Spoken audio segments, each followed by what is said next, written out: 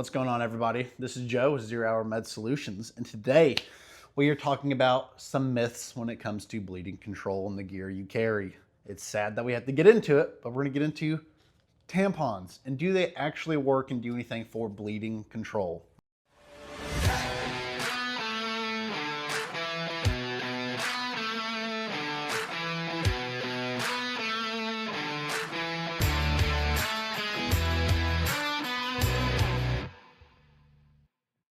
I've seen this one debated all over the place. I've seen it on the internet specifically, and it's usually always going to be Mr.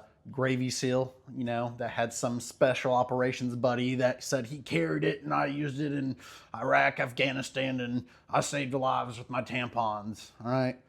First off, most people aren't actually carrying tampons. They don't usually ever carry them, even the ones you say they do. Now, there are some that carry them. All right. Good for you. If you back it up and you actually carry it, cool. But tampons don't do anything for bleeding control, right? You definitely want to use a wound packing gauze that is made for wound packing and that gold standard, which is our hemostatic gauze. This is what we want to use and what we want to carry, and we'll get into why that's what we want to use and carry here in just a second. But for today's video, we are going to actually demonstrate packing a wound, well, inserting a tampon into a wound that is bleeding with pressure behind it. And then we are going to demonstrate wound packing. We're going to show you the massive difference, all right? And then we'll explain a little bit about that anatomy, the wound channel or pattern to that tissue, and we'll talk about why tampons don't work. All right, tampons. Tampons are made for those low volume, low pressure bleeds, all right? This is not going to stop an arterial bleed, especially in a junctional area if you have to pack. All right, this just doesn't have the material. It's just not made correctly. Right, it's made to absorb, but it is not made to actually go like apply pressure, stop bleeding at the source like you're gonna do with your wound packing gauze, all right? It's made to have a lot of material and create a solid structure, almost like a pillar as you pack down through that wound, target the source of that bleed, and allow you to apply pressure externally through that wound cavity down onto the source of that bleed. Whenever you stop that flow, it allows that bleeding to start clotting, all right? Tampons are made to absorb a little bit of blood with no pressure behind it, all right? Once they absorb, get completely saturated, that blood is just going to be absorbed, saturate through this, and then it's going to keep bleeding. And that's going to be the same thing whenever you're packing a wound if you do it incorrectly, right? Your gauze can get saturated, absorb some blood, and then eventually it's just going to keep soaking through. That's why there's a technique to this and why we need lots of material to pack, all right? And we have to use the proper methods. A lot of people think, I see a hole, I am just filling the hole, all right? That is not the case. Tampons are not gonna work, all right? Absorption does not equal hemorrhage control. These especially are not going to work, just like a regular wound packing gauze. Granted, it can work, has a much, much higher chance of success than a tampon, but whenever you use this, this only works sometimes whenever you get into patients that have some type of coagulopathy going on, all right? That's a fancy word for saying they have inhibited clotting abilities or factors, whether that's because they take medications, whether that's because the lethal triad set in, they're in massive hemorrhagic shock, all right? Maybe they were drinking all night, went drinking, driving, wrecked their car, now they're injured and bleeding all over the place. There's a lot of things that can inhibit your body's ability to clot, and that's what we need for that bleed to stop, all right? Is we need the source of that bleed to clot. Whether it's internal bleed, external bleed, we have to have clotting. How we achieve clotting, I tell people, think about it like this. Think about a pond in the winter and you have a fountain or bubbler in it. When you have that fountain or bubbler and that water is flowing consistently, it usually doesn't freeze over, and if it does, it takes a lot longer to freeze and it has to be really, really cold. Now, take that fountain or bubbler out of the pond and that water is just stagnant and still, it freezes over very, very quickly because it's not flowing, all right? It's the same thing with blood. We have to take away the source of that flow. Once we remove the flow, that blood, the platelets within, can start forming those clots. That's exactly what we're doing with our wound packing gauze, is we're getting down to the source of that bleed and we are packing, building up a structure or pillar of gauze within that irregular wound channel. And then we are applying pressure that allows us to apply external pressure through that pillar down at the source. And that is effectively stopping that flow, which gives blood the chance to clot. And that's exactly why we want to use hemostatic gauze, because it has chemicals impregnated within it that when it contacts that blood, it helps encourage clotting factors to start kicking in, all right? Especially for those patients, like I talked about, that may have some type of coagulopathic issue, okay? Such as medications, shock, massive hemorrhagic shock, lethal triad, drinking, right? Some different substances or just disorders that person may have. We don't know. So we always want to go in with that hemostatic gauze. It is the gold standard. We want the chemical that is in this to pack and stop that bleed at the source and go in there and help with clotting factors. All right, so let's open up this tampon. We'll actually show you the amount of material that is inside of it, all right? If you look at this, it's like a little plunger, all right?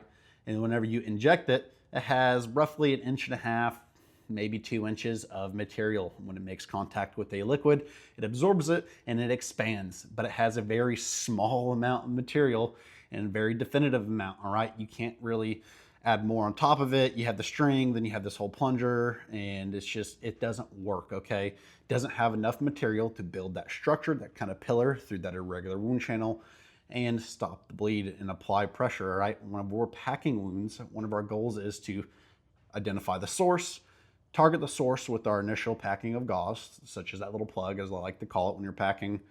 But when you get in there, you want to identify the source and then pack on top of it, build that structure, build that pillar, all right? Whenever we're doing that, we're taking up space within that wound cavity.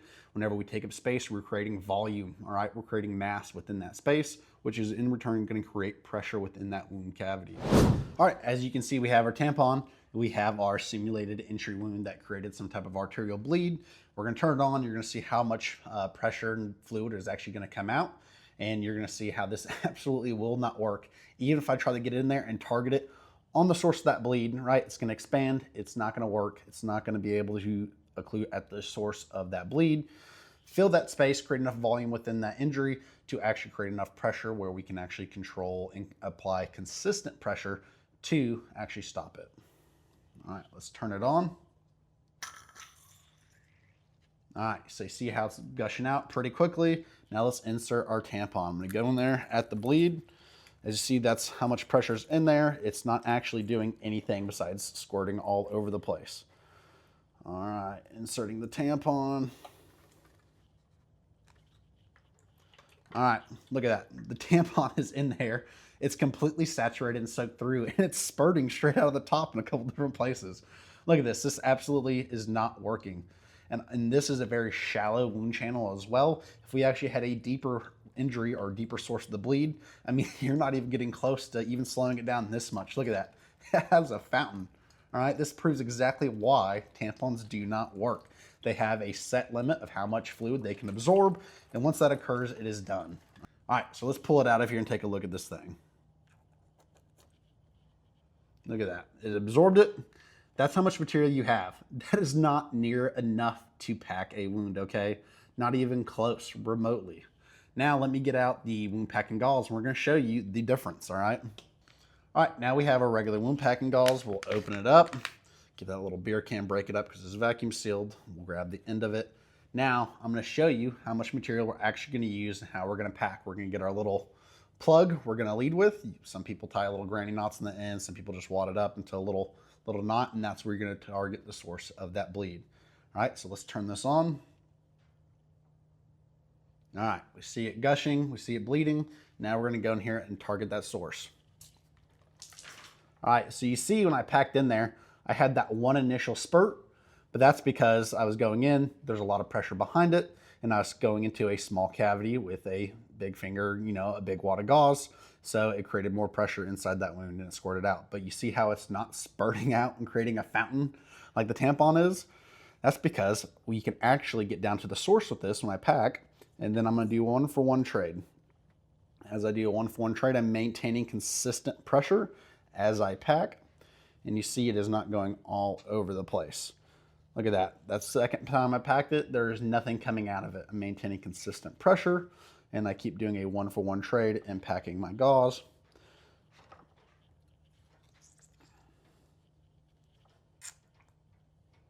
And I'm maintaining pressure the entire time on the source, all right?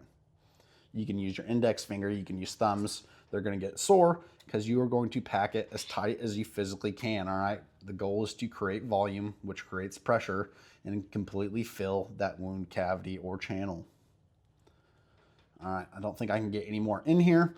So after you pack it, You also want that extra bulk on top, this little brick right here, about 1 inch or 2.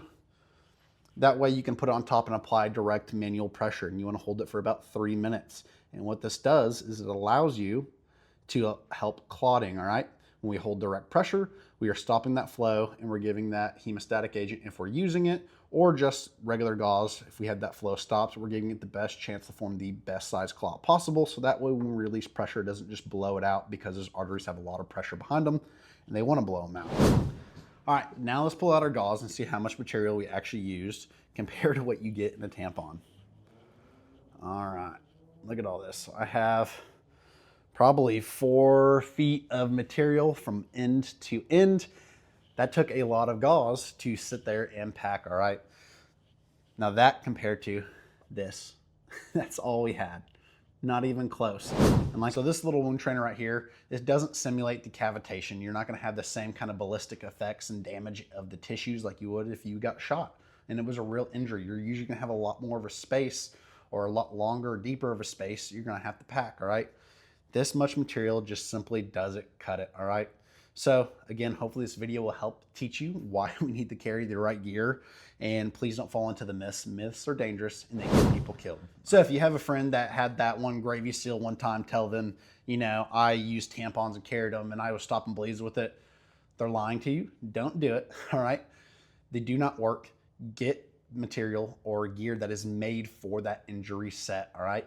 Get that gold standard, get that hemostatic gauze. You can get it anywhere from like $35 to $50 depending on what kind you're getting, or you can just get regular wound packing gauze. This costing, you know, $2, $3. It's super, super cheap, it's super affordable, and it works much better than a tampon. You need the material, you need the ability to target down deep at the source of the bleed, create that structure or pillar of gauze through it so you can apply that external pressure down to that source, maintain your direct pressure for at least 3 minutes, and help clotting begin, all right? Another thing when we're talking about tampons, and one of the reasons why I say just don't do it, because I had the argument, people say, well, it's better than nothing.